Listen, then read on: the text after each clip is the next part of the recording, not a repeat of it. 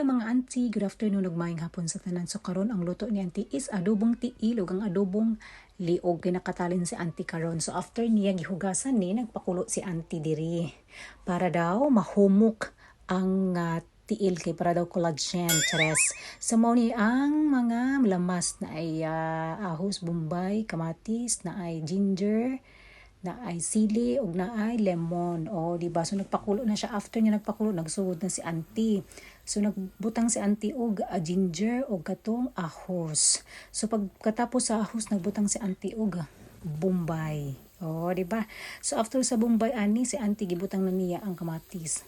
So auntie na mikos-mikos ani kay ihaning talentron. So gibutang na niya hang katong ganinang tiil og ang liog nga gipakuluan. So nagbutang si auntie og sili og duha ni actually ka lemon and ay paminta and nagbutang si auntie og asin og bay leaves. So ani ra di ay ni og toyo. Di ba murag lami siya tan-awon guys. And at the same time nagbutang si auntie og oyster sauce. So very talented si auntie karon. Oh, di ba? So auntie nagbutang siya og tubig. So si auntie lang mikos-mikos ani nagtatatansya lang guys kung unsaon ninyo pagbutang kay mo ni ang paagi ni auntie. So after niya nagpakulo-kulo og few minutes murag hapit-hapit na gyud siya maluto. So murag luto na ni siya guys, butangan natin og chili flakes. So mura to.